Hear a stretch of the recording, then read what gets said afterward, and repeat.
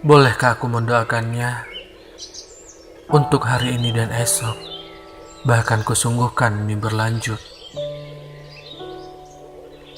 Aku ingin diam-diam mensahajakan namanya di seperempat ruang sederhana yang indah ini, tanpa harus perlu ia berusaha untuk mengetahui. Biar saja ini menjadi ikhtiarku. Aku memahami jika engkau menjadikan ini sebagai rahasia. Ya, tak mengapa. Sebab aku menikmati setiap perjalanan yang engkau suratkan untukku.